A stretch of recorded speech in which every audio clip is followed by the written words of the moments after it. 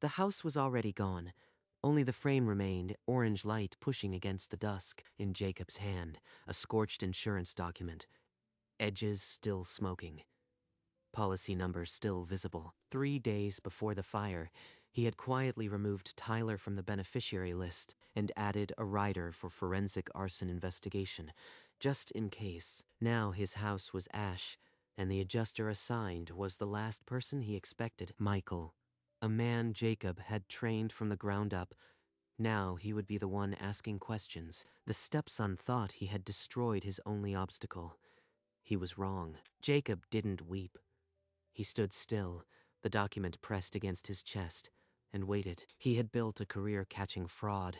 Now the fraud had come for him, and the man he taught would have to decide where his loyalty lay. The night was still. Jacob sat at the desk he'd used for 30 years, the glow of the monitor pulling his face into sharp lines. I've been tracking his debts for months.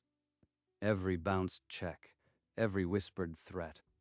The screen showed a spreadsheet of losses, gambling markers, unpaid loans, names that spelled trouble. This isn't just carelessness. This is a fuse burning toward something ugly. He switched windows. The home insurance policy, Tyler was listed as a beneficiary. Had been for years. A mistake. I should have corrected it the day Charlotte died. She'd want me to be safe. He deleted Tyler's name. Then, almost as an afterthought, he added the arson investigation rider. 20 years training investigators. I know what a desperate man looks like. He saved the policy and sat back. Outside, the street was quiet, but inside the house, the silence felt heavy. 3 days. That's all the time I have before the storm hits, and I'll be ready. Tyler's beat-up sedan pulled up hard outside, tires squealing on the asphalt. He didn't bother killing the engine. You've been avoiding my calls for weeks. I am done being patient. We're settling this now. You could have called first, Tyler. But fine. Come in. Try not to break anything this time. I am in deep trouble. Gambling debts. They said they'll break my legs if I don't come up with 80 grand by tonight. I told you last time, no more. I am not your bank. I won't enable this self-destruction any longer. You don't understand. They're not playing around. You'll regret this. I promise you that. The only thing I regret is letting you pass that door. Get out of my house, now. Tyler's eyes were wild. He spit on the floor, then stormed out, slamming the door hard enough to crack the frame. He's a cornered animal.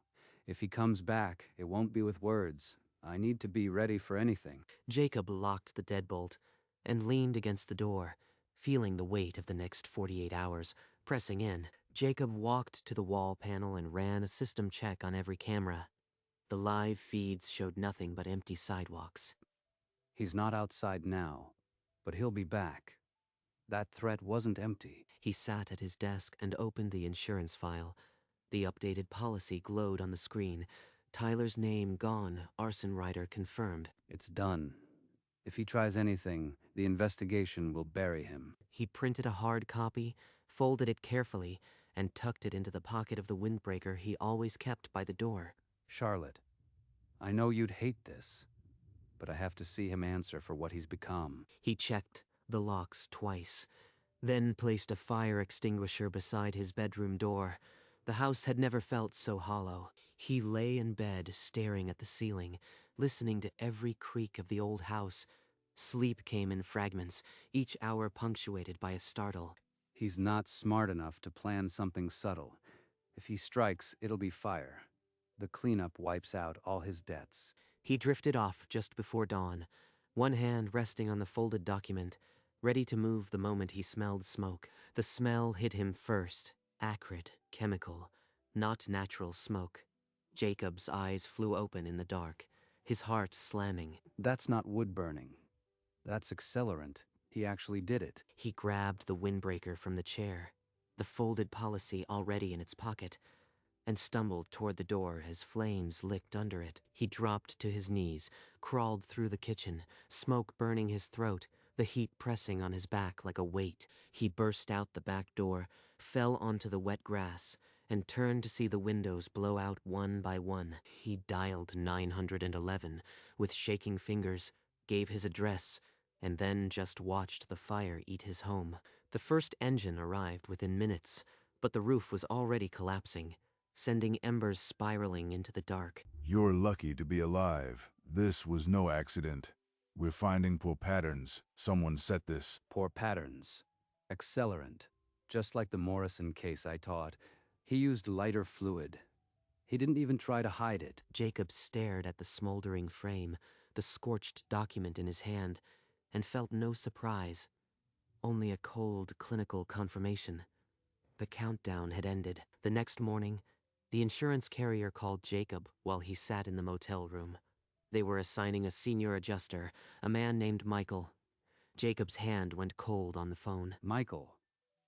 After 20 years, he's the one who walks into my burned house. Michael arrived by noon, a dark sedan pulling up to the smoking debris. He stepped out in a suit, his tablet ready, and when he spotted Jacob, his professional mask slipped for just a second. Jacob, they didn't tell me it was your house. I am sorry. I should have been here sooner. Are you okay? I am breathing. That's more than the house can say. Just do your job, Michael. Please. You know I'll handle this personally. You taught me to trust the evidence above everything. I won't miss anything. They shook hands, the gesture brief and formal. Michael then reached into his pocket and handed Jacob a business card, as if they were strangers. He's sharp. He'll find the accelerant pattern. He'll ask about beneficiaries. I have to navigate this without lying, but without telling him everything. Michael walked the perimeter, his eyes cataloging the burn patterns with the same methodical precision Jacob had drilled into him decades ago. Give me today to collect everything. We'll talk tonight, you and I, properly. There's a lot I need to understand. Michael crouched low in the debris, gloved fingers tracing a dark, meandering stain on the concrete, his face tightened with recognition. You see this? Classic V pattern. Accelerant was poured right here. Lighter fluid, by the smell. The burn depth says it wasn't just a splash. Reminds me of the Morrison case. You remember that one, Jacob? The factory fire in '04. Same fluid, same sloppy pour. You had to study it for weeks. He's walking straight into the textbook I wrote. If he finds the cap, he'll know exactly what to look for. Michael's fingers closed around a small, half-melted piece of red plastic. He held it up to the light, turning it slowly. Lighter fluid cap. Low-end, store brand. Morrison used the same cheap stuff. That narrows it down. Now he's got physical evidence. Next, he'll want to talk to anyone who bought that brand. Tyler's fingerprints are probably on the receipt. The arsonist wasn't a pro. They left a trail a child could follow. But the motive, that's where it gets complicated. Michael stood, dusted off his knees, and looked at Jacob with something deeper than professional curiosity. You are not saying something, Jacob. I know that look. When you trained me, you said silence in a fire investigator always means they already know. Jacob didn't answer with words. He led Michael to his car, opened the laptop on the hood, and cued the hard drive footage from the night of the fire. The screen showed a grainy timestamp. 2:14 a.m., Tyler's beat-up sedan rolled to a stop, his license plate bright under the streetlight. There it is, his car, his plate. 90 minutes before the fire. The jury won't need anything else. That's Tyler's car. Your stepson. Why would he be here in the middle of the night, Jacob? He's the one, isn't he? We argued. He demanded money, and I refused. He left angry. I didn't think he'd go this far. Money. And he's your beneficiary, isn't he? The policy would pay out if you died. That's motive, and you know it. The beneficiary. I'd have to check the exact paperwork. It's an old policy. I don't remember the details offhand. He's asking the right question. But if I tell him I removed Tyler 3 days ago, he'll know I expected arson. That could destroy everything. I'll pull the policy records today. If Tyler was on the file as a beneficiary, that's premeditation.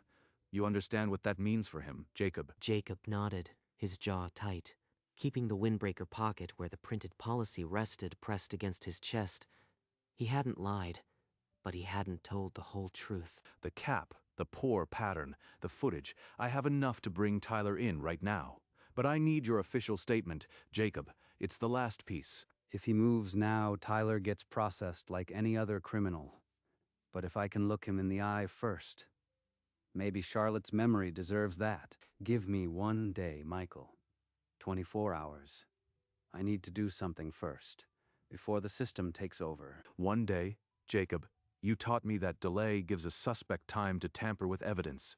If we wait, the case weakens. I am not asking as a mentor. I am asking as a man who just lost his home and his stepson in one night. I need this. Okay, 1 day. But if anything goes sideways, I'll have to explain why I held back. Don't put me in that position, Jacob. Michael got into his sedan, the door thudding with a finality that felt heavier than usual. He gave Jacob one last look before driving off. Now it's just me and him. No adjusters, no cops. The next words we exchange won't be in a report. They'll be in a diner. Jacob pulled out his phone, scrolled to Tyler's contact, and typed a message that would set the final stage. Meet me at the diner. We need to talk. No threats, no games. If you don't show up, the police will be at your door by morning. Jacob drove across town, parked under the flickering streetlight, and killed the engine. Tyler's apartment block loomed, a few windows still lit. Through the dusty window, Tyler's shadow moved, pacing phone in hand. His silhouette was twitchy, aimless. He looks like a trapped rat. If he runs, I'll call Michael. But if he stays and reads my message, maybe there's still a chance. Jacob pulled out his phone, opened the message to Tyler, and held his thumb over the send button. The screen glowed in the dark car. The last time I saw him before the fire, he threatened me. Now I am the one giving him a choice. Charlotte would want me to offer mercy. He pressed send. The message shot into the dark. Now Tyler would have to make his choice. Inside the apartment, Tyler's phone buzzed. He stared at the screen, and his pacing stopped cold. Read it, Tyler. Read it and know that this is your one chance to not spend the rest of your life in a cell. Tyler's silhouette slumped onto the edge of the bed, phone clutched in both hands. He didn't move for a long moment. Jacob waited, the diner meeting hanging in the balance. The next few hours would decide everything. Jacob arrived at the diner 20 minutes early. He took the corner booth, eyes fixed on the entrance. He'll expect anger. I'll give him silence and evidence. Let the facts break him slowly. He pulled out his phone and opened the security footage. Tyler's car, time-stamped 2:14 a.m. That's the hammer. But the real blow is the policy change he doesn't know about. He scrolled to the insurance document. Tyler removed as beneficiary. Arson rider added 3 days ago. He thought he'd inherit a payout. Instead, he'll see a trap he walked into blind. The diner clock showed 7:15. 13 minutes until he'd face his stepson. I'll give him one choice. Confess tonight and accept the consequences, or the evidence goes public. Jacob straightened the napkin, folded his hands, and drew a slow breath. He was ready. Charlotte, I am doing this your way. No revenge, just consequences, and a chance to make it right. The diner door swung open. Tyler shuffled in, hands buried in his jacket, eyes scanning the room, until they found Jacob in the corner booth. You wanted to talk. Fine, I am here. But if you think I am going to apologize for the other day, you wasted your time. You deserved every word. Sit down. Before you say anything else, there's something you need to see. Jacob slid the phone across the table. The screen glowed with a paused video frame. A timestamp was visible. Press play. Then tell me you have nothing to apologize for, and we'll see if your story holds up. Tyler's thumb hovered above the screen. When he pressed, the grainy footage filled the frame, and his face went blank. The timestamp read 2:14 a.m. His car rolled into view. License plate clear 90 minutes later. The house was on fire. That's the night. That's the footage from his security system. He's had this the whole time. He knows everything. Tyler's hand began to tremble. The phone rattled against the tabletop, the image shaking. I've been watching you, Tyler. Not as a stepfather, as an insurance investigator. And you just showed me exactly what I needed to see. That footage could be anyone's car. You are old. You are paranoid. This is some kind of trap. You've been trying to pin something on me since Charlotte died. You want proof? Here is something you didn't count on. 3 days before the fire, I changed the homeowner's policy. Jacob slid a second image across the table. The updated policy document. Tyler's name deleted. The arson rider box was visibly checked. You were no longer the beneficiary, and I added a forensic arson rider. The moment a match was struck, the investigation was inevitable. Tyler's hands stopped trembling. They went rigid, as if the air itself had turned to glass. The $80,000 payout you thought was waiting, it doesn't exist. The arson rider means the carrier investigates before paying a cent. He knew. He knew the whole time. I didn't just burn a house. I walked into a trap he set days ago. The coffee in Jacob's cup had gone cold an hour ago. The silence between them felt colder. Your choice is simple, Tyler, but it's the only one you have left. Tonight, you decide what kind of man you'll be. Tyler stared at the phone screen, then at the policy document, then at Jacob. His mouth opened, but no sound came out. Tyler's voice cracked, the anger emptying out of him like air from a torn balloon. He dropped his head into his trembling hands, and the tears started before he could stop them. I swear, I didn't know you were inside. I thought you'd be spending the night at the cabin like you always did. I just needed the money. They told me they'd break my legs. Jacob watched Tyler's breakdown with the same clinical stillness he'd brought to every fraudulent claim in his 30-year career. The arson rider would have flagged it anyway. Tyler, your plan was dead the moment you bought that lighter fluid. He's right.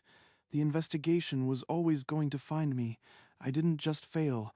I was set up to fail before I even struck the match. I owe $80,000, Jacob. They're going to kill me if I don't pay. I thought this was the only way out. You are not the first desperate man I've seen, Tyler. But you are the first one who tried to burn my house down for insurance money. Tyler's sobs turned into ragged, hollow breaths, the kind a man makes when every lie he's told himself suddenly vanishes. So what now? You turn me in. I go to prison while you walk away, standing in the ashes of your house. Not quite. You are going to make a choice. A confession tonight with full cooperation, or the evidence goes public. One path shows you still have a conscience. Tyler stared at the table for a long, still moment, the weight of the two options settling on him like a physical thing. If I confess, you'll ask the court for leniency. You'd do that after what I did. I am not doing it for you. I am doing it because your mother would have wanted there to be a path back. A single tear traced down Tyler's cheek and dropped onto the scarred formica. He didn't wipe it away. Okay, I'll do it. I'll confess. Tonight, just don't let them destroy me. I know I deserve some of it, but please. You have my word. I'll testify to the circumstances, but you have to own it completely. Tyler nodded, the motion jerky and exhausted, as if it cost him the last of his strength. Jacob stood first, leaving a few bills on the table. Tyler followed, his feet dragging against the linoleum as they moved toward the door. The diner's neon sign threw blue and red shadows across the parking lot as they stepped outside, the morning still dark.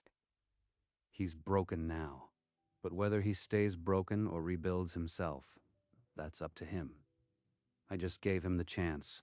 Jacob drove Tyler to the station in silence. The city streets were empty, the weight pressing against the windows. Michael was waiting at the curb, his breath fogging in the cold. He opened the passenger door without a word. Inside, Tyler was led to a metal table. A detective sat across from him, and Michael stood against the wall, arms folded. Tyler spoke without being asked, his voice hoarse but steady. He described the lighter fluid, the pore pattern, The moment he struck the match, the detective interrupted, only to clarify times and locations. Michael nodded once, his jaw set, as the details matched everything they'd recovered. From behind the one-way glass, Jacob watched. He felt no satisfaction, only a quiet, hollow ache. Tyler signed the confession and pushed the paper across the table. The detective collected it without expression. It's done. He's cooperating fully. The charges will reflect that. Jacob turned away from the glass and walked out of the station into the pale morning light. Tyler was led to a holding cell. The evidence bag with the melted cap sat on the detective's desk. The case file closed that morning. 3 months later, the courtroom was quiet. Tyler sat at the defendant's table in an orange jumpsuit, his eyes fixed on the floor. Jacob took the stand in the same blue windbreaker he'd worn the night of the fire. His voice was steady, each word deliberate. Tyler's mother, my wife, loved him more than anything. She would want the court to see the desperation behind this crime, not just the destruction. He confessed without a fight. He cooperated. I'm not asking for no punishment, just a fair one. The judge studied Tyler for a long moment. Then she spoke, her voice measured but not unkind. Given the defendant's cooperation and the victim's own call for leniency, the court sentences Tyler to 5 years eligible for parole. Tyler looked up. His eyes found Jacob's. Neither spoke, but the message passed between them, gratitude wrapped in shame. The gavel struck once. Tyler was led away, handcuffs clinking against the orange fabric. Jacob remained in the gallery, unmoving. Michael, seated at the back, nodded once to Jacob and slipped out quietly.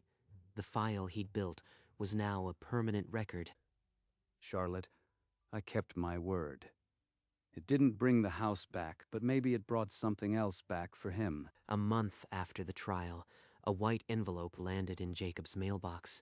The return stamp was from the state penitentiary. Dear Jacob, I am sorry for everything. I've started therapy here. I think about what I did every day. He's actually writing. The boy who threatened me sends letters now, asking for nothing. The handwriting was careful, deliberate, a man trying to make each word count. I won't respond. Silence is the only answer I can give that holds any weight. He folded the letter and placed it into a plain wooden box he had bought that morning. The box was meant for receipts, but it now held something far heavier. He closed the lid and set the box on the shelf above his desk. Every month, he'll write. Every month, I'll add to this. And that's enough, for both of us. He never replied, but the letters kept coming, and he kept everyone. Months passed. The wooden box grew heavier, each envelope a thin layer of remorse. He writes about group therapy now. The words are careful, almost clinical. I read every letter, then closed the lid. The ritual matters more than the content. The stack became a record of slowly acquired self-awareness, penned in cheap ink on prison stationery. Jacob stood by the apartment window at dusk, the photo of Charlotte on the sill beside him. Would she have forgiven him by now? I think she would have. That's why I can't reply. There was no satisfaction in his silence, only a heavy peace that filled the empty rooms. He picked up her photo, ran his thumb across the glass, and set it down without speaking. Some things are kept not for the past, but for the record. For the person he might become. The letters kept coming. The box stayed on the shelf, lid closed but never locked. In the quiet of the evening, Jacob sat in the armchair facing the window. The city lights blurred beyond the glass. On the wall behind him hung a simple black frame. Inside, the scorched insurance document, edges still blackened, the policy number faint. That paper is the only reason he's alive. The only reason this apartment exists. The wooden box sat on the shelf beside the framed document. The two objects now formed a quiet diptych of his last year. I don't need to reply. The fact that the box exists is the only answer he'll ever need. He didn't look at the box. He didn't need to. The weight of it had settled into the room like a second presence. He burned the house. I owned the file. And now the file owns the silence between us. The sky outside deepened from orange to blue. Jacob sat motionless until the room was dark, and then he didn't turn on a light. The box rested in the darkness, a square silhouette against the faint glow of the city. Jacob never replied, but the letters still came, and the box still held them. Every single one. The wooden box now wore a simple cotton string, tied once around the middle, the bow faintly frayed. Atop the closed lid, a single envelope rested, new, unopened, the prison stamp still crisp. No hand had touched its seal. No light had fallen through its flap. The string was not a lock, but a border, a quiet line between what was said and what would remain unanswered. Inside, the earlier letters waited, pressed flat, ink slowly fading into the paper's grain. No reply had ever gone back, and none ever would. The silence itself was the last chapter. Yet the box remained, collecting not just paper, but the weight of years, a monument built not from words exchanged, but from words received and kept. The string might fray, the wood might warp, but the box would never be opened again. Some things are kept not for the past, but for the record. Jacob lifted the wooden box from its shelf and set it gently on the desk. He untied the frayed string and opened the lid. Inside, the letters lay stacked like pages of a diary. He lifted the unopened envelope from its resting place and slid it into the box, atop the others. The lid closed with a soft, final click. The string was retied, the bow tighter now. His hands rested there a moment, then pulled away. He did not speak. He rose and moved to the window, his silhouette framed by the dim city glow. Behind him, the box sat on the desk, a faint stripe of light crossing its lid. The record was complete. No more letters would be opened. He owned the file, and the silence fade to black.